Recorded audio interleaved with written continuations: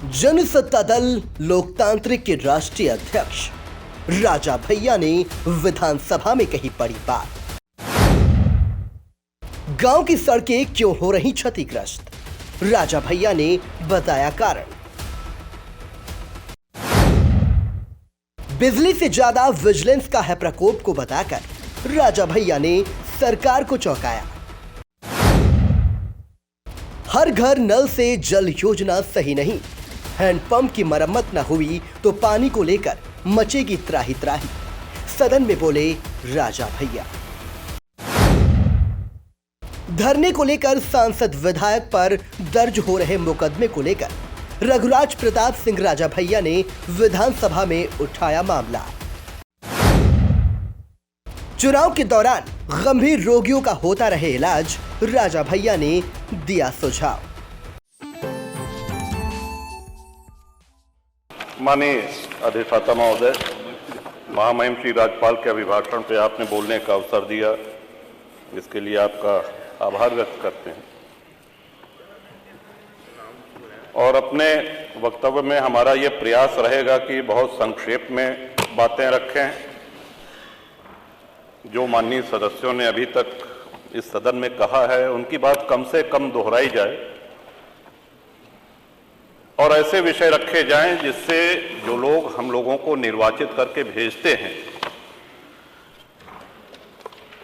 उस हर जाति वर्ग अगड़े पिछड़े हर समूह से जुड़ी हुई उनके हित की बातें, और यही जनसत्ता दल का सिद्धांत भी है। इसी पे हम लोग निर्वाचित होकर के आए हैं। श्रीमान, विद्यालय के दिनों में हिंदी भाषा, जब हमारे हिंदी के शिक्षक हम लोगों को पढ़ाते थे तो अलंकारों की चर्चा होती थी। उसमें एक अलंकार है अतिशयोक्ति अलंकार, हम सभी लोगों ने पढ़ा होगा। तो जब भी बजट पे चर्चा होती है या महामहिम श्री राज्यपाल के अभिभाषण पे चर्चा होती है, तो मैं समझता हूं कि इस अलंकार का प्रयोग सत्ता पक्ष और विपक्ष दोनों भरपूर करते हैं। और मैं ये कहना चाहता हूं कि सरकारें न इतनी अच्छी होती हैं जितना सत्ता पक्ष कहता है, और सरकारें न इतनी बुरी होती हैं जितना विपक्ष बताता है। और हम यहां जो भी बोलते हैं वो हमारे भाग्य विधाता जनता जनार्दन वो बाहर सुनती है, उसका आकलन करती है। हम यहां कितनी भी लच्छेदार भाषा में पक्ष या विपक्ष में कुछ भी कह लें, जाना हमको वही है, वही है, उन्हीं के पास जाना है और फैसला भी उन्हीं का मानना पड़ेगा। श्रीमान, सड़क, बिजली, पानी ये ऐसी चीजें हैं जो हम सभी के जीवन से जुड़ी हुई हैं। भारत गांवों का देश है, भारत की आत्मा गांवों में बसती है। हम सभी लोग इस उक्ति को, इस सिद्धांत को मानते हुए आए हैं। एक्सप्रेसवेज बन रहे हैं, एक्सप्रेसवेज बनने के नए नए कीर्तिमान स्थापित किए जा रहे हैं। अच्छी बात है, होने चाहिए। हर विकासशील देश में देखने में भी अच्छी लगती हैं, यात्रा का समय भी कम होता है। लेकिन कहीं ऐसा तो नहीं है कि एक्सप्रेसवे के चक्कर में हम गांव की सड़कों को भूल गए हैं। आज ग्रामीण सड़कों का जो हाल है, जो गड्ढे हैं, क्या ऐसा तो नहीं कि उस ओर हमारा ध्यान नहीं जा रहा है? सड़कें गड्ढा मुक्त नहीं है श्रीमन, और उसका एक कारण कि जिस क्षमता पे ग्रामीण सड़कें बनाई जाती हैं, कभी हुआ करता था कि ट्रक जो है उसमें 6 चक्के हुआ करते थे। ग्रामीण सड़कों की भार वहन क्षमता 9 टन से अधिक नहीं होती है। आज 52 टन के ट्रक 20 चक्के 22 चक्के उस पर चल रहे हैं, और भार वहन क्षमता उसकी 9 टन पर स्क्वायर इंच PSI है। तो सड़कें तो टूटेंगी, आप कब तक गड्ढे भरवाते रहेंगे? ये हम सभी के क्षेत्रों से जुड़ी हुई समस्या है श्रीमन। तो या तो ऐसे 10-20 चक्के वाले जो ट्रक है, जो 15-20 चक्के वाले ट्रक हैं, इनको वर्जित कर दिया जाए। एक अधिकतम उसकी भार वहन सीमा निर्धारित कर दी जाए कि इससे अधिक भारी ट्रक ग्रामीण सड़कों पर नहीं चलेंगे, और या तो फिर ग्रामीण सड़कें उस मानक के अनुसार बनाई जाएं कि ट्रक गुजर जाने के बाद अगर साइकिल और मोटरसाइकिल से या सामान्य यात्री उस सड़क पे चल रहा है तो उसको भी गड्ढा मुक्त सड़क का अनुभव हो, आनंद मिले। ये बहुत ही गंभीर विषय है श्रीमन, और महामहिम श्री राज्यपाल के अभिभाषण में बजट में इसका समावेश होता तो बड़ा अच्छा रहता। दूसरा आ जाते हैं बिजली पे। गांव में 18 घंटे बिजली आ रही, जिला मुख्यालय पे भी आ रही, तहसील मुख्यालय पे भी आ रही। जितना आप लोगों ने बताया हो सकता है एक आधा घंटा उससे कम ज्यादा हो, लेकिन आ रही। लेकिन बिजली के साथ साथ विजिलेंस का प्रकोप बहुत ज्यादा हो गया है। इस तरह के छापे पड़ रहे हैं लोगों के यहां, कई माननीय सदस्यों ने इसको सदन में कहा भी है। फोन आता है, उनको बुलाया जाता है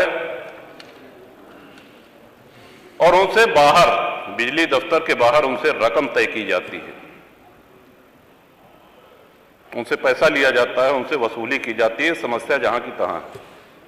तो मैं समझता हूं कि इस पे भी माननीय बिजली मंत्री हैं यहां पे उपस्थित, आपके माध्यम से मैं चाहूंगा कि ये ऐसी समस्याएं हैं कि आप इनको चाहे सत्ता पक्ष और चाहे प्रतिपक्ष किसी भी माननीय सदस्य से पूछेंगे तो हम सभी के क्षेत्रों में ये समस्याएं हैं। सड़क, बिजली के साथ साथ पानी। श्रीमान,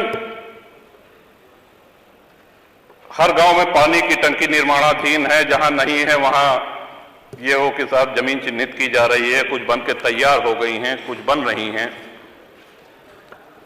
बड़ा प्रचारित भी किया गया कि साहब अब हैंडपंप नहीं है, अब नल की टोंटी से आप सब लोगों को पानी पीने को मिलेगा। हम भी जानते हैं और यहां बैठे हुए सभी माननीय सदस्य भी इस बात से सहमत होंगे कि नल की टोंटी से गांव-गांव, घर-घर पानी नहीं पहुंचाया जा सकता, और अगर पहुंचाया भी जा सकता है तो कम से कम उसमें 10 वर्ष लग जाएंगे। अब हैंडपंपों की जो स्थिति है, इस बार हम सभी जानते हैं कि बारिश कम हुई है, सर्दी भी कम पड़ी है। आने वाला मौसम विभाग का पूर्वानुमान है कि भयंकर गर्मी पड़ेगी, पानी का स्टेटा नीचे जा रहा है और छोटे हैंडपंप पानी छोड़ना शुरू कर देंगे। विशेषकर जो सूखे क्षेत्र हैं उनको तो विशेष प्रकोप इसका झेलना पड़ता है। जो हैंडपंप हम लोगों को मिलते थे वो हैंडपंप मिलना बंद हो गए हैं, ये कह करके कि अब पानी की टंकी से ही आप लोग जलपान करिए, पानी पीजिए। जो इंडिया मार्क 2 हैंडपंप खराब हो गए हैं, ध्वस्त हो गए हैं, उनको रिबोर करने के लिए जो प्लान थे, कोई भी इंडिया मार्क का हैंडपंप रिबोर नहीं हो रहा है। और सभी माननीय सदस्य से सहमत होंगे साहब। तो आपके माध्यम से सरकार से मेरा अनुरोध है कि जब तक घर घर टोंटी का नल, पानी की टोंटी नहीं लग जाती है, तब तक ये सुनिश्चित कराएं कि India mark handpump, India 2 mark का हैंडपंप जो हम लोगों को मिलता था वो यथावत मिलता रहे। पानी की किल्लत और पानी की हाहाकार जो मचने वाली है आने वाले दिनों में, उसके पहले आपका ध्यान आकर्षण, इस माननीय सदन का ध्यान आकर्षण इधर कराना चाहता हूं। और ये बहुत ही जटिल समस्या आने वाले अप्रैल से शुरू होकर के मई, जून, जुलाई आदि महीने में होगी। इसके साथ ही मैं ये भी कहना चाहूंगा श्रीमान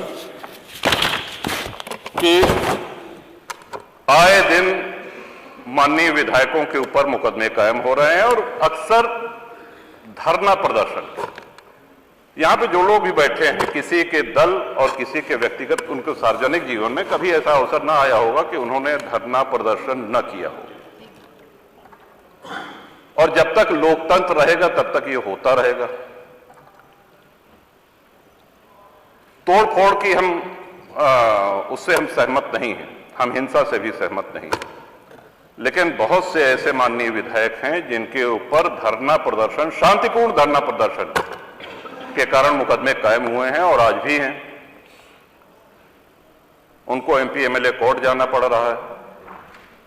कई बार ऐसा भी हुआ कि धरना प्रदर्शन में दूसरे अराजक तत्व आकर के हिंसा फैला देते हैं और झेलना विधायक जी को पड़ता है। एक अलग से अदालत गठित है, वहां जाना पड़ता है, वहां पे उनकी पेशी होती है और पूरा मुकदमा झेलना पड़ता है। तो ये तलवार जो लटकी रहती है माननीय विधायकों के ऊपर कि कब अदालत सजा कर दे। अभी कल भी एक माननीय सदस्य को न्यायालय ने दंड दिया, सौभाग्य से 2 वर्ष से कम अवधि की। तो सभी जनप्रतिनिधियों को प्रतिरोध कौन करेगा, आवाज कौन उठाएगा? अगर धरना प्रदर्शन के इतने गंभीर परिणाम आने लगेंगे तब तो विधायक और सांसद भागने लगेंगे धरना प्रदर्शन से। जनता की लड़ाई कौन लड़ेगा? ये गंभीर विषय मैं चाहता हूं कि इसको पूरी गंभीरता से ये सरकार ले और अनावश्यक मुकदमे हो। फिर मैं अपनी बात दोहरा रहा हूं कि हिंसा और उपद्रव का मैं समर्थन नहीं कर रहा हूं, लेकिन शांतिपूर्ण अगर धरना प्रदर्शन हुआ तो उसके लिए हमको अदालत के कटघरे में न खड़ा होना पड़े। जनता की लड़ाई लड़ने के लिए हमको मुकदमे न झेलने पड़े। श्रीमान, एक सुझाव और देना चाहता हूं जो प्रदेश सरकार के हाथ में तो नहीं है, लेकिन अगर आप संस्तुति कर देंगे तो प्रदेशवासियों का बहुत भला हो जाएगा। समाजवादी पार्टी के शासनकाल में आदरणीय अखिलेश जी ने एक नियम बनाया, उनकी संवेदनशीलता थी कि विधायक लोग अपनी निधि से असाध्य रोग, गंभीर रोगों से बीमार लोगों को आर्थिक सहायता हॉस्पिटल से उसका जो पर्चा आता था, एस्टिमेट बनता था, उसके हिसाब से दे सकते हैं। और उस योजना के कारण बहुत से लोगों की जान बची, बहुत से लोगों को चिकित्सा जो नहीं उपलब्ध हो सकती थी वो हुई। माननीय योगी जी ने उस योजना की उपयोगिता को देखते हुए उसको आगे बढ़ाया। आए दिन श्रीमान चुनाव होते हैं, कभी लोकसभा का चुनाव, कभी विधानसभा का चुनाव, कभी विधान परिषद का चुनाव, और जब अधिसूचना जारी होती है तो हम लोगों को अपनी निधि व्यय करने में रोक लगा दी जाती है। मेरा अनुरोध है कि आपकी तरफ से, उत्तर प्रदेश की विधानसभा की तरफ से एक अनुरोध पत्र चुनाव आयोग को जाए। विकास कार्य भले रोक दिए जाएं, लेकिन जिस भी रुग्ण व्यक्ति को, जिस भी बीमार को कैंसर है, हार्ट डिजीज है, किडनी, लिवर आदि कोई भी गंभीर बीमारी है, तो उसकी वो बीमारी वो चुनाव आयोग की अधिसूचना समाप्त होने की प्रतीक्षा नहीं करेगी। तो ये मानवीय दृष्टिकोण पर श्रीमान ये अनुरोध है, और मुझे विश्वास है कि सभी माननीय सदस्यों की भी सहमति इसमें होगी। और इस तरह से सरकारें